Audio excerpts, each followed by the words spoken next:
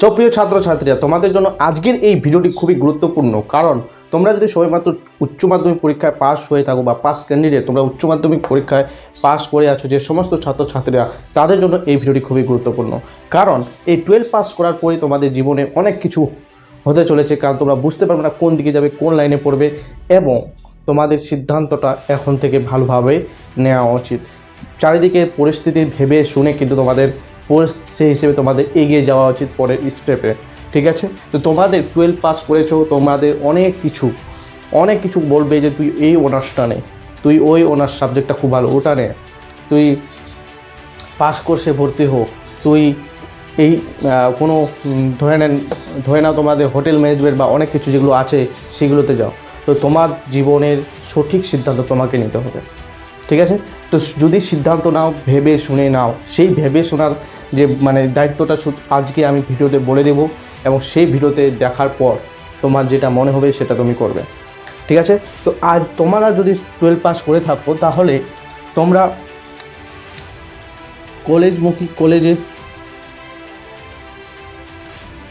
কলেজে ভর্তি হবে কি না, এবং আরেকটা যেটা হচ্ছে তোমাদেরকে বাস্তব তুলে ধরবো কম্পিটিটিভ এক্সাম।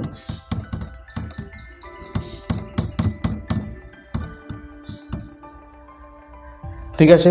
কলেজটাকে আমি দুটি ভাগে ভাগ করব। একটা হচ্ছে পাস কোর্স যেটাকে বলে, আর একটা হচ্ছে অনার্স।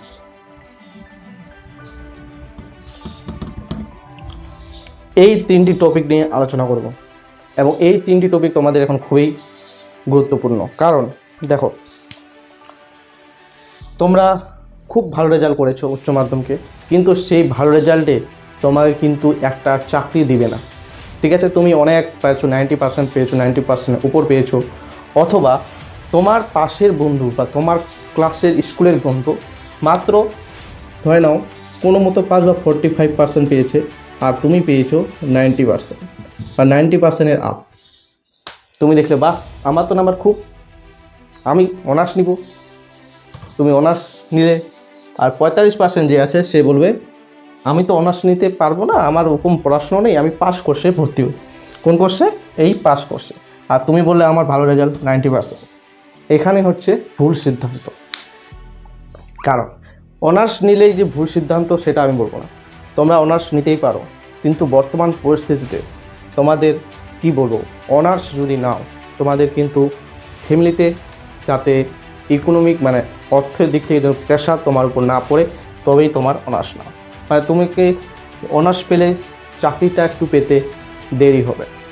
আর তোমাদেরকে বলবো, তোমরা 12 পাস করেছো, 12 পাস করার পর এই কম্পিটিটিভ এক্সামটাকে টিক চিহ্ন মেরে দাও। জীবনে কম্পিটিটিভ এক্সামটাকে টিক চিহ্ন মেরে দাও, তোমরা কম্পিটিটিভ প্রতিযোগিতামূলক চাকরির পরীক্ষার ক্ষেত্রে তোমরা স্টার্ট করে দেবে। ঠিক আছে? আফটার 12 পাস সমস্ত ছাত্রছাত্রীদের বলছি। এবার তুমি যদি 90% পেয়েছো, খুব ভালো, তুমি অনার্স নিলে। অনার্স নেওয়ার পর তুমি ভাবলে যে আমি কম্পিটিটিভ এক্সামের জন্য খাটবো, দুটোই পাশাপাশি হবে না। ঠিক আছে বন্ধু, হবে না। অনার্স আর কম্পিটিটিভ এক্সাম কিন্তু কম্পিটিটিভ এক্সামও কিন্তু অনেক কিছু আছে। তোমাদের জিকে আছে, জিআই আছে, ম্যাথ আছে, ইংলিশ আছে। GK, GI, math, English. জিকের মধ্যে তো অনেক ভরপুর অনেক কিছু আছে। কারেন্ট অ্যাফেয়ার্স আছে, সায়েন্স আছে, আর্টসের সাবজেক্টগুলো আছে, স্ট্যাটিক জিকে আছে, অনেক কিছু আছে। একটা ভাস্ট সিলেবাস। তোমার জিআই হচ্ছে এখানে রিজনিং যেটাকে বলে, ম্যাথ, ইংলিশ। তো এইগুলো কমপ্লিট করা আর এটা কমপ্লিট করা অত সহজ কাজ নয়। অনার্সে তোমরা যেটা উচ্চ মাধ্যমিকে যে সাবজেক্টগুলো আছে, ধরে না তোমার জিওগ্রাফি সাবজেক্টটা, আমি আমার সাবজেক্টটাই বলছি, জিওগ্রাফি সাবজেক্টটা তোমার খুব প্রিয় সাবজেক্ট, এবং সেটা খুব হাইয়েস্ট নাম্বার আসছে, তোমার 95 আসছে বা 90 আসছে, 92 আসছে। তুমি ভাবলে যে আমি জিওগ্রাফি নেব, অবশ্যই যেটা প্রিয় সাবজেক্ট সেটা নেবে। তবে জিওগ্রাফি সাবজেক্টে যখন নিবে, এই প্র্যাকটিক্যাল করতে হবে প্লাস থিওরি পড়তে হবে, অবস্থা একদম খারাপ হয়ে যাবে। তো সেটা ভালোভাবে পড়লে খারাপ হবে না, তবে এটার সাথে এটা জীবনও মিল যাবে না, এটার সাথে দুটো একসাথে জীবনও করতে পারবে না। ঠিক আছে? আর তোমার জিওগ্রাফি বা অন্য কিছু অনার্স নিলে 90% পেয়েছো, ঠিক আছে, নিয়ে নাও, ঠিক আছে, আমি বারণ করবা। তবে এটার জীবনে সাকসেস হতে দেরি হবে, এটার জীবনে কি সাকসেস পেতে দেরি হতে। এই অনার্স নিলে কী হওয়া যায়, টিচিং প্রফেশন যেটা আছে, মানে শিক্ষক। তুমি হায়ার লেভেলে শিখো, যেমন প্রফেসর হতে পারো, তুমি স্কুলের টিচার হতে পারো। তবে এখন পরিস্থিতি দেখো, তোমরা দেখতেই পাচ্ছ, তোমরা নিজেরাও জানো যে এখনকার পরিস্থিতি কী টিচিং প্রফেশনে।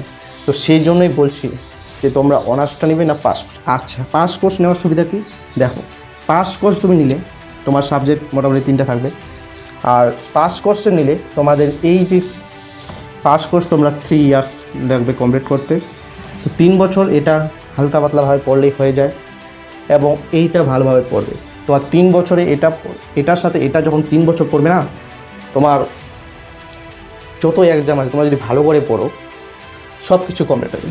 আর পাস কোর্সে তুমি গ্র্যাজুয়েশন করো, অবশ্যই কলেজে উঠে তোমার গ্র্যাজুয়েশন হবে কি না, বিএ পাসই করবা।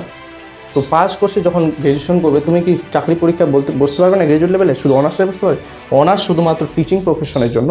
আর পাস কোর্স তোমরা ইউপিএসসি, এই যে সবথেকে বড় পরীক্ষা আমাদের রাজ্যের পরীক্ষা, WBCS, তারপর এসএসসির যতগুলো এক্সাম আছে, MTS, CGL, CHSL, তারপর GD, সমস্ত কিন্তু তোমরা এই পাস কোর্সে ভর্তি হলেও, জিডিতে তোমাদের মাধ্যমিক পাস করলেও হয়ে যাবে, উচ্চ মাধ্যমিক পাস করলেও হয়ে যাবে। এই ইউপিএসসি এবং WBCS এটা লাগে গ্র্যাজুয়েট লেভেল। তো গ্র্যাজুয়েট শুধু দেখে তুমি কোন অনার্স নিয়েছো, কোন সাবজেক্ট অনার্স নিয়েছো সেটা লাগে না, শুধু গ্র্যাজুয়েট পাস মানে বিএ পাস করলেই হবে।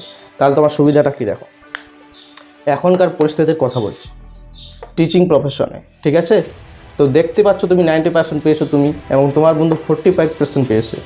দেওয়ার মানেটা হলো তোমার বন্ধু পাস কোর্স নিল, প্লাস কম্পিটিটিভ এক্সামের জন্য পড়াশোনা করলো, ঠিক আছে।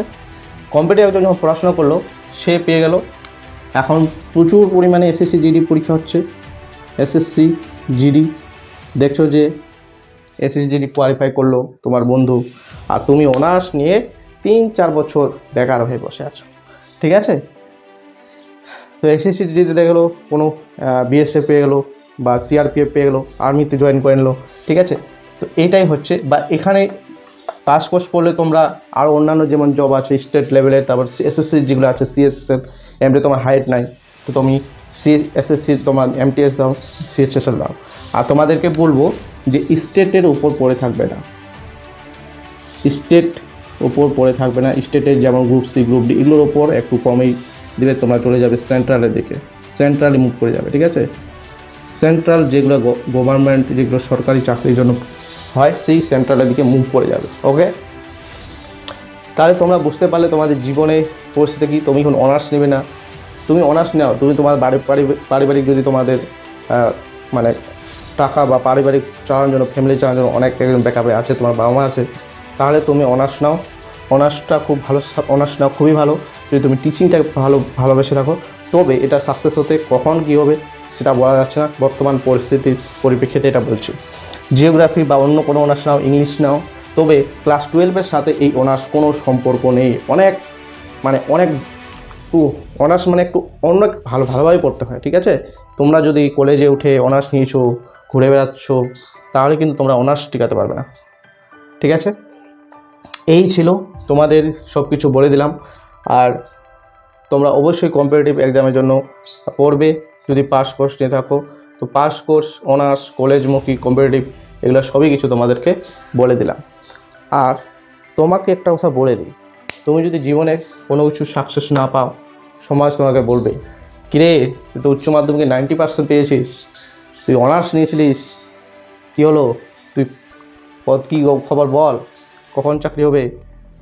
দেখ তোর পাশের বন্ধু 45% পেয়ে দেখ কোথায় চলে গেছে, তখন না তোমার মুখটা দেখাতে মানে ভালো লাগবে না। আমার এই চেনা পরিচিত, আমি সহ আরও অনেক চেনা পরিচিত যারা ভালো স্টুডেন্ট, তারা অনেকেই এরকম অবস্থায় পড়ে আছে। এই অনার্স নিয়েছিল, তারা কম্পিটিটিভ যে পড়ার জন্য সেটা সময় পায়নি। অনার্স করলে বলে দিলাম কম্পিটিটিভ এক্সামে পড়ার সময় থাকে না, ঠিক আছে। তারা এখনও বিভিন্ন প্রাইভেট স্কুল বা কোম্পানিতে বা অন্য কোনো ইয়েতে তারা কিছু করে। ঠিক আছে? তো এই ছিল বাস্তব জীবন। তো তোমরা কোনটাকে নিবে? বর্তমান পরিপ্রেক্ষিতে হিসেবে তোমাদেরকে বলবো, তোমরা পাস কোর্সে যাও, তোমার 90% পেয়েছো, তো কী হয়েছে? তুমি যদি তোমার বাড়ির অবস্থা খুব খারাপ, তুমি খুব ভালো রেজাল্ট করেছো, তুমি ডাইরেক্ট চলে যাও পাস কোর্সে। পাস কোর্সে যাওয়ার জন্য তুমি বড় বড় চাকরি খাটো, ইউপিএসসি খাটো, তুমি ডাব্লিউবিসিএস খাটো, এসএসসি সিজিএল খাটো। এখানে এগুলো তো শুধু 1 মাস 2 মাস হলে তাই পাস কোর্সে পাস হয়ে যাবে। তুমি এইগুলো নিয়ে খাটো, কম্পিটিটিভ ইয়েগুলো নিয়ে খাটো। তোমাকে গ্র্যাজুয়েশন পাস করে যাবে, ইউপিএসসিতে বসবে বা ডাব্লিউবিসিএস বসবে বা সিজিএলে বসবে, এসএসসি এগুলো যতগুলো এক্সাম আছে বসবে, বড় বড় হাই কোয়ালিটি, সেগুলোতে তুমি পাস করে যাবে। ঠিক আছে? এই ভুল মানে এই অনার্স নিয়ে যেটা ধারণা সেটা আমি বলে দিলাম। তো তোমাদের জীবনে তোমরা কি করবে না করবে সমস্ত কিন্তু তুলে ধরলাম। ঠিক আছে? তো তোমাদের ভিডিওটি কেমন লাগলো, ইনফরমেটিভ মনে হলো কি না? তো তোমাদের আমি যথেষ্ট ভালোভাবে বুঝিয়ে দিলাম। এই বোঝানোটা আমার তখন ছিল না, মানে যখন আমি 12 পাস বা উচ্চ মাধ্যমিক পাস করেছিলাম। ঠিক আছে? আর প্রফেশন টিচিং হওয়ার মানে দিকে ছিল।